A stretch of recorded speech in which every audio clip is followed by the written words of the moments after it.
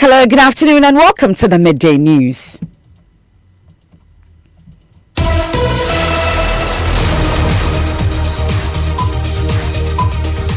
This bulletin is coming to you live from our studios here at Kukumlemle in Accra on digital address GA0993341. It's broadcasting live on Joy 99.7 FM, also live on Love 99.5 FM in Kumasi, affiliates across the country on ABN Radio in London and around the world at myjoyonline.com. The news is brought to you by Telesol 4G, proudly Ghanaian. Telesol, Just a Touch, UMB Bank, UMB Speed Up, Digibank, Let's Go, and Mark Auto Parts Ghana, distributors of Isuzu and Chevy cars. Mark Auto Parts Ghana with you for the long run. In this edition,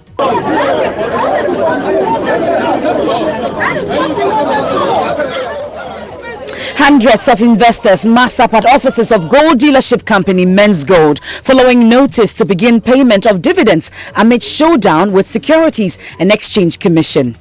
It seems they are not telling us the truth. There is something more to it that we need to know. And what is going on now, I won't blame Menzgold because nothing they have done to me. We've got details as our reporters monitor events at Menzgold offices in the capital, lack of incubator, ambulances and other logistics at Bandai Polyclinic, resulting in deaths of many preterm babies as officials have to transport such babies in commercial vehicles. We have had close to 10 or more babies die because they were unable to access neonatal intensive care unit services. We hear how the poor nature of roads there is also contributing to deaths there. Uproar over uncompleted bridges on Adenta Medina Highway as scores of pedestrians are being killed by speeding vehicles. That morning, as I saw him being lifted almost lifelessly off the ground into the pickup that had knocked him, it was too much for me. And in sports, now Ghana heads to the Youth Olympics in Buenos Aires, Argentina tomorrow. We'll hear from two of the athletes who are bullish about winning medals for the country. And later in the bulletin,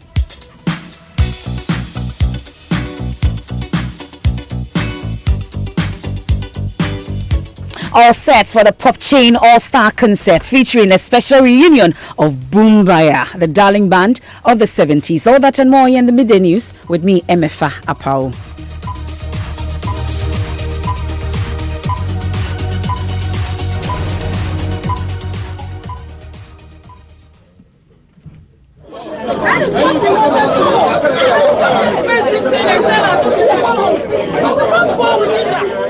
Hundreds of investors with gold dealership company Menzgold have massed up at its branches in Accra following announcement that it will now pay dividends.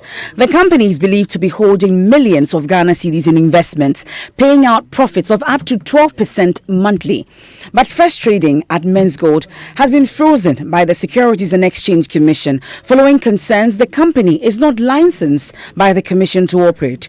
At a press conference addressed by Menzgold yesterday, dividends on mature investments should be paid today, according to them. We are very much alive to the needs of our customers. It is, however, important to note that the recent circumstances has dislodged the shape and the projections of our business. To that end, we have set out a payment schedule starting tomorrow to be circulated to all our customers.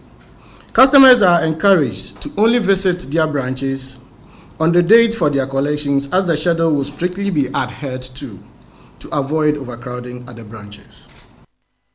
You heard the Nanaya Ose addressing the Menzgold press conference yesterday. Now let's reach out to our reporters on the ground now. Nancy Emefa Dradosi is at the East Legon branch of the company and joins us. Now, Emefa, tell us about how things have unfolded today.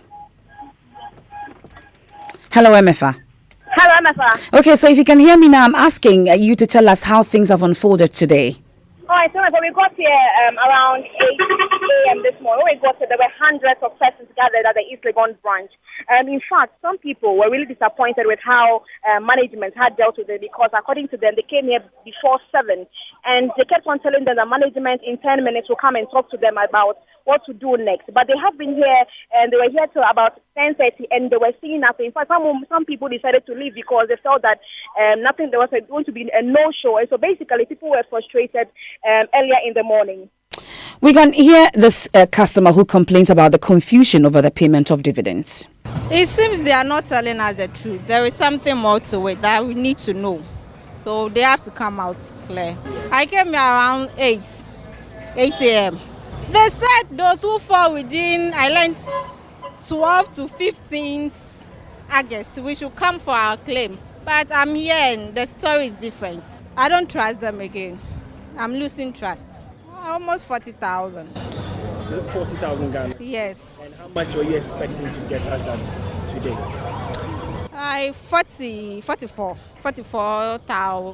4,400 Ghana cedis. No, I don't know my faith, but I'm also telling them that they should exercise patience.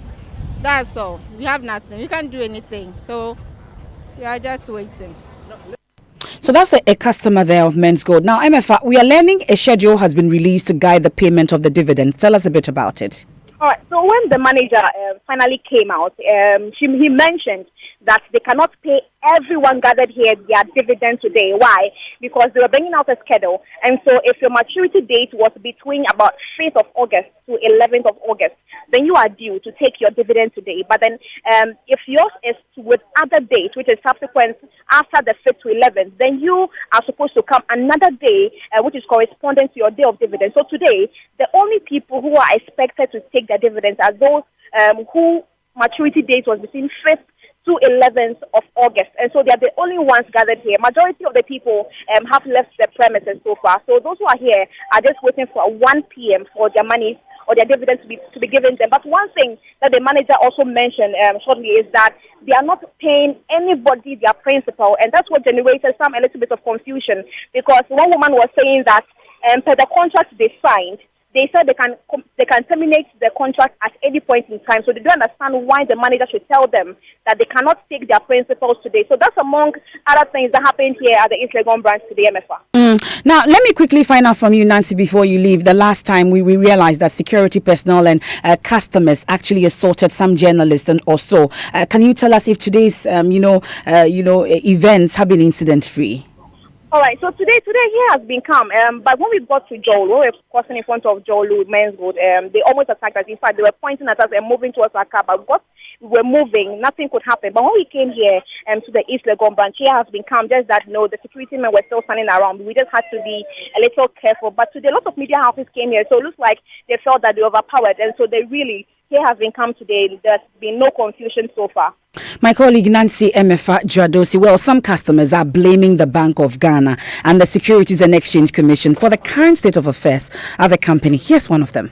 What is going on today and just started about 12 September, isn't it? Yes. What I want to tell is what the elders are doing, the senior members, we don't like what are they doing, because we don't like it at all. Me, I came Menzgold to invest there and I'm feeling good. Just about 5 months, yes. Anytime, 1 month, I get my cash out and I'm good with it, you see. So I don't like what is going on. The Bank of Ghana, the agent security, them so have to gather word and give us the details, what is going on, because we won't allow this Menzgold to collapse in Ghana here. We won't support that. I just started at, 30 Ghana cities, 30,000 cities. Yes. At the end of the month, how much do you take? I just cash out at the end of the month. They give me 3,000 and I get coins 3,300, which is 10%. And you feel this is? I'm feeling okay, my boss. I don't have any problem to deal with Menzgold. And what is going on now, I won't blame Menzgold because nothing they have done to me. You see, sometimes you go banks, we suffering from there. You see, you join some queues. When I come Menzgold, I don't feel anything is what is wrong. You see, that is what I have to tell you. A satisfied customer of Menzgold there. Away from Menzgold, let's do some politics now, because former President John Dramani Mahama has been touring and campaigning in the central region with a message that he would better implement the free SHS if he's voted president in 2020. According to him, it's difficult to understand the current implementation of the policy being implemented currently with the double track system. Addressing party delegates in the Cape Coast North constituency as part of his regional tour, the former president said his administration will form a high-powered stakeholder committee to take a second look at the policy. Come together and decide on the proper implementation of free SHS. We've done it before. Minya Spiogabra Abredo. having problems with education. And so we called the National Conference on Education. Yeah, the teacher mobile, yeah, the TUC, organized labor, now them conference, no, and the decision was taken to introduce the GET Fund as a means of financing education in Ghana. And the actual Juma GET Fund, I hear Ghana. If we didn't do that, we didn't come together and bring the GET Fund, today where would we be? It's the same thing. I believe that if Ghanaians come together, we can come out with a workable timetable and schedule for implementing free SHS.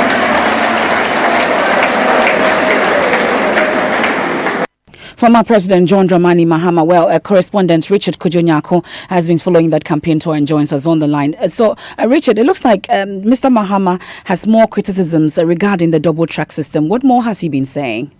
Well, he says that practically the double track system does not make sense. He says the fact that children have stayed home for some time and their colleagues are in school and they would have to wait 41 days more before they go to school. And the whole implementation of the double track system is really weird. And so if given the opportunity, he would implement it alternatively better. As you said, them double track, we just finished vacation. Children have been at home for nearly 3 months. It's time to go to school. You say you have to stay at home for another 41 days. And let your friends go.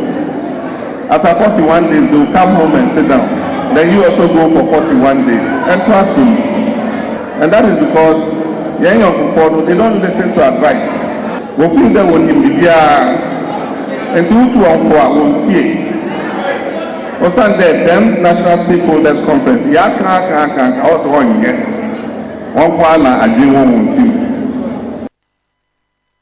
Now, Richard, briefly tell us, where else has Mr. Mahama been, and is that tour over? It looks like we've lost Richard Kujonyako there. We'll get you more from that campaign tour by former President John Dramani Mahama in our subsequent bulletins. Now, more than 10 preterm babies have died this year at the Pandai Polyclinic due to lack of incubators. For the babies to survive, they have to make over 200-kilometer journey on very terrible roads to Salaga before connecting to the Tamale Teaching Hospital. Medical Superintendent of the Polyclinic, Dr. Raymond Abongo, believes more babies can be saved if the hospital gets at least one incubator. Jojo Kobna traveled to Pandai and reports. Delivering a preterm baby can be very stressful. And in the Pandai district of the northern region, it is twice or even thrice more stressful because the hospital has no incubator. For babies to survive, parents would have to practice the kangaroo method. In very severe cases, they would have to be referred to the Tamale Teaching Hospital, which is over 200 kilometers away. Health workers say the Ghana Ambulance Service requests 500 cedis for fuel to make that journey. Unfortunately, many who cannot afford the fee fail to travel, and so their babies die. And we try to manage in our own small way. But sometimes these children develop these complications and it's beyond us, because we do not have the neonatal intensive care unit and we have to refer them. A lot of them would have to go by public transport to Tamale to access the neonatal intensive care units there. So we have had close to 10 or more babies die because they were unable to access neonatal intensive care unit services. That is what we have done all these years. Esther Mbalewo, a resident of Pandai, says it is very dangerous carrying tiny babies on terrible roads to Tamale. It helps traveling with a preterm baby from here to Tamale. It's a very long journey, and the babies too are very tiny. Traveling with them is very difficult. So if you can help them, help the hospital get an incubator, so that anytime we get those kind of babies, we can attend to them here instead of referring them to a very far distance. The polyclinic has no official vehicle, so they have to rely on commercial vehicles to travel for medical supplies. And I usually would have to rent a pickup. If there's sufficient time for me, I rent a pickup. But sometimes the duty call is quite impromptu, and then it's difficult for me. Sometimes I have to go by the Metro bus or some of the other public transport. Dr. Raymond Abongo says he would have loved to use his personal vehicle for official duties, but because of the poor nature of the road, he cannot even drive into the district. For now, he rides a bicycle to work every day. To check on patients who cannot travel to the hospital, still, his best bet is a bicycle. Health workers in Pandai say, although they have many challenges, they urgently need at least one incubator and a vehicle to ensure babies born in the area are at least giving a chance to live. Jojo Kobna, Joy News. A call to action is here again. Now, the police hospital has also suspended new admissions as it shuts down today for a 4-day fumigation exercise. VOPD, surgical, maternity, mortuary and pharmacies will remain shut until Tuesday. Dead bodies in the hospital's morgue are being transferred to other facilities. Patients on admission have also been moved to other hospitals to continue treatment. Public Relations Officer for the hospital, DSP Yao Nketia Yeboah, gave the following details just before the exercise began this morning. We've made provisions for our clients who attend to SCA that you go to 37 Military Hospital, Ridge Hospital, Senate Trust, Lagma District Hospital, and all the nearby hospitals for your emergency treatment. Otherwise, you come on Tuesday, 2nd October. Whilst the police personnel and their dependents less than 18 years, provisions have been made at the license office clinic at service workshop and the National Police Training School at Tesano for your emergency treatments. 2 ambulances have been released for emergency services at these 2 clinics. Doctors and nurses and other paramedics have also been provided for all this. We are therefore appealing to all and members of the Ghana Police Service to note this and let it be a success.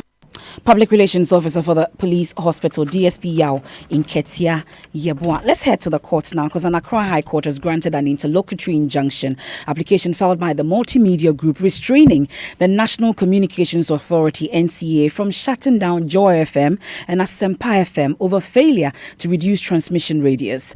The NCA in 2016 wrote to commercial operators asking that transmission be limited to a 45-kilometer radius instead of the 100-kilometer that the 2 stations were transmitting. Lawyers for the multimedia group disagreed with this directive, dragging the NCA to the High Court following threats of closure. My colleague Joseph Akable was in court and joins us with details. Joseph, give us a background and explain why the 2 stations risk closure. So MFR, first, commercial FM broadcast authorizations were issued with no limits in terms of transmission radius. Now, this simply deals with how far a station could be heard. So if you are within 100-kilometer radius, it means that the farther you go away from where the station operates, more people could have access and hear you. Now, in 2016, the NCA sent letters to commercial operators limiting the broadcasting radius to 45 kilometers. Now, the 2 stations, that is Asempa FM and Joy FM, made an application for renewal of authorization. These are periodic applications that you make to renew your license. Now, when that application was made, they made the payments. They were granted an interim license and told that they will not be granted a final one until they power down from the 100 kilometers that they are transmitting at 245 kilometers. Now, they were warned that up until May, they were given up until May 2018. If they fail to power down to the 45 kilometers, the 2 stations will be shut down.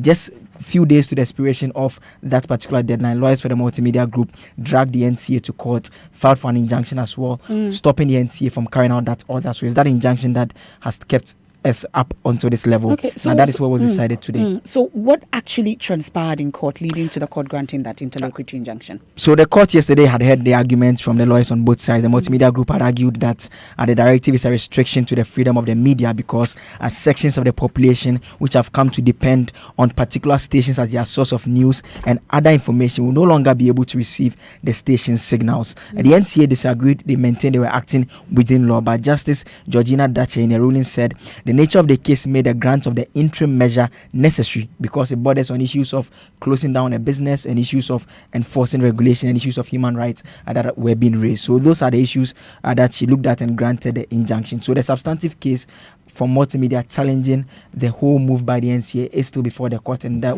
will be heard from the 4th of December. So let's stay a while longer in court because we are learning that former president of the Ghana Football Association, Kwesi Nyantakyi, has sued undercover journalist or investigative journalist Anas Aremiyaw Anas.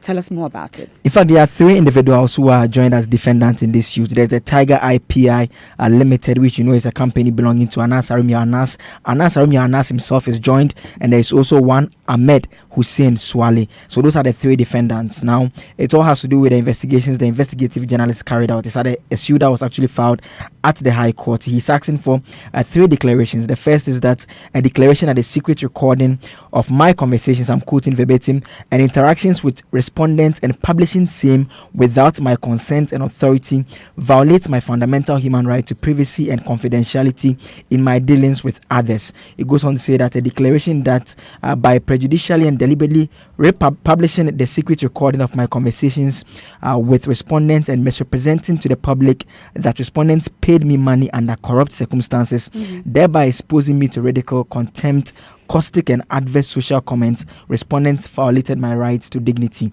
And the final one is he's asking for damages for the violation of his fundamental human rights. So this was issued by Thaddeus Sorry, who is lawyer for Mr. Kwesi Nyantakyi. We certainly haven't heard the last of this matter. You're still listening to the Midday News here on Joy 99.7 FM. Still to come, uproar over uncompleted bridges on Adenta Medina Highway as scores of pedestrians are being killed by speeding vehicles. That morning, as I saw him being lifted almost lifelessly off the ground into the pickup that had knocked him, it was too much for me.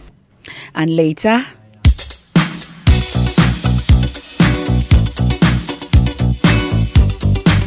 and all is set for the Pop Chain All-Star concert featuring a special reunion of Boombaya, the darling band of the 70s. I'll tell you more after the break. Now, this very moment, it's the pulse of possibility, potential, power. It's time to make your move, to take that step. The time is now. Now. The great things you do tomorrow start with the small steps you take right now. So take that step with Old Mutual. Call us on 0302 230 638 and make now count. Old Mutual. Do great things every day.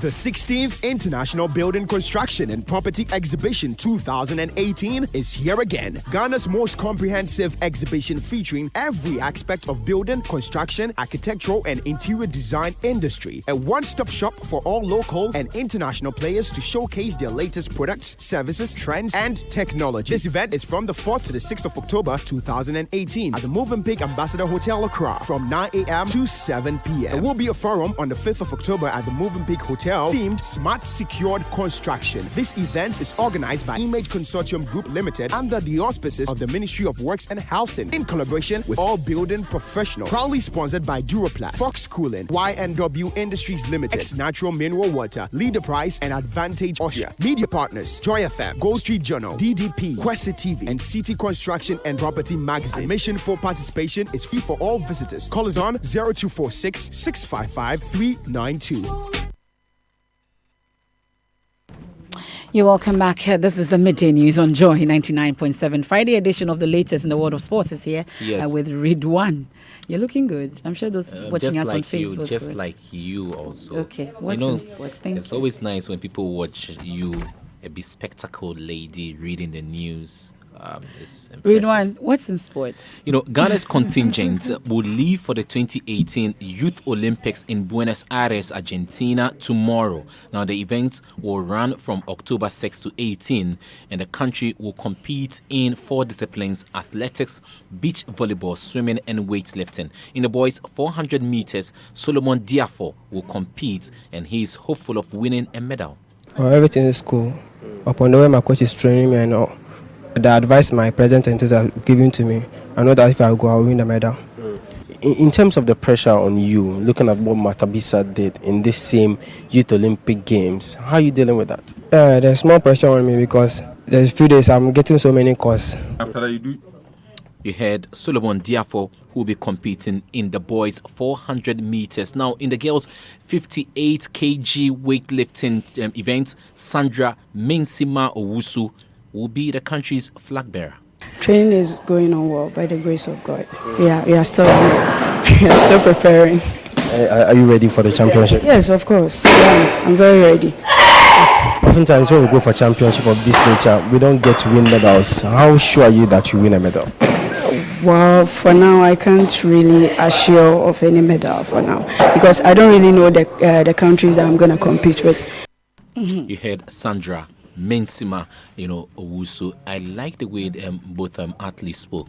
Very eloquent, and just like you do. You said you were a weightlifter sometime. Yeah, I'm still trying. Yeah. You were a weightlifter? I didn't say I was. Oh, okay. Anyway, so we'll be keeping you updated. At 1 p.m., the sports team will be here looking ahead to the major, matches to lined up this weekend in Europe and beyond with George Addo Jr. and the rest of the team on Locker Room. Enjoy your weekend, Ridwan. Now, the Medina-Adenta Highway is perhaps one of the deadliest in the capital, recording dozens of bloody accidents each month. There are no footbridges and pedestrians crossing the multi-lane highway are constantly being crashed. And in these, many people have been killed and others maimed. An eyewitness shared the story of how a 12-year-old boy was knocked down on the stretch. Saw him being lifted almost lifelessly off the ground into the pickup that had knocked him. It was too much for me. It was really a bit much. Wow. This was a 12-year-old boy. It was what kills me was seeing he was in his uniform with a bag on his back. And I'm like, where is the mother? He had sent him off to go to school and she's thinking, my boy is gone. I could only pray. I could only pray that he made it.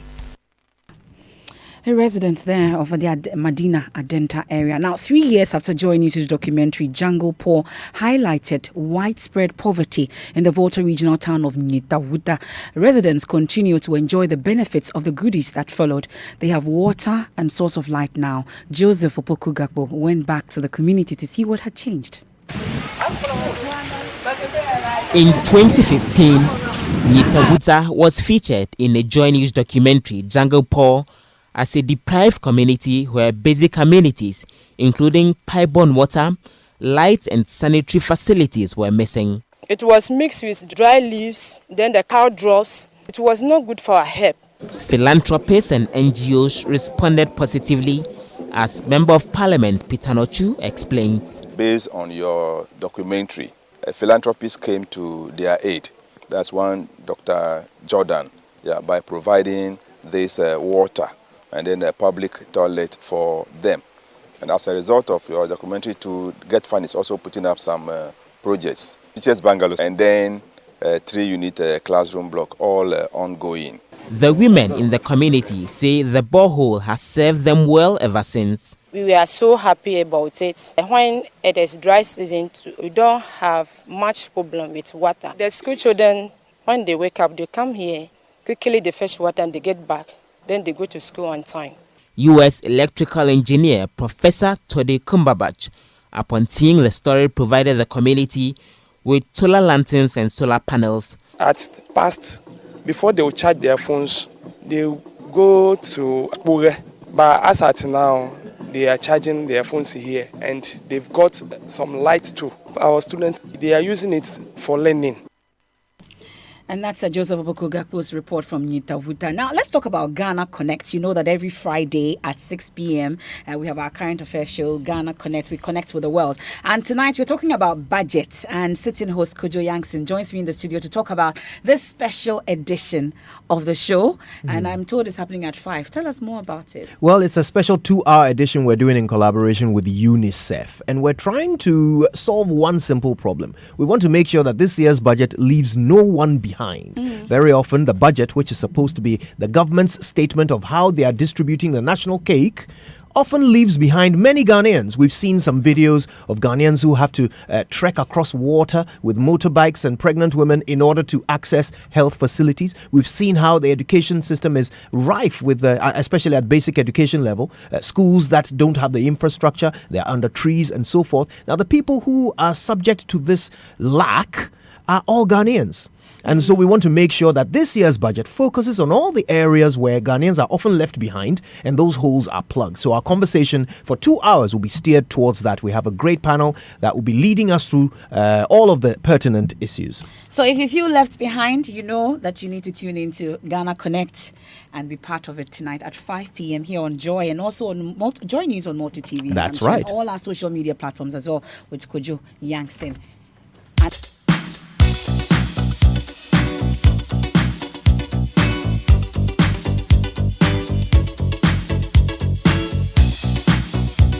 So it's so fresh, and you know that it's by Cool and the Gang. And it's one of the tunes to expect at this year's Joy FM Pop Chain All-Star Concert, slated for tomorrow at the Plus 233 Jazz Bar and Grill in Accra. Our very own Paul Ankra, popularly known as Belay, has been telling Joy News what to expect this year. What the pop chain tries to do is to find ways of getting society to impact on people who are less privileged in society. And that's why we are organizing this year's event.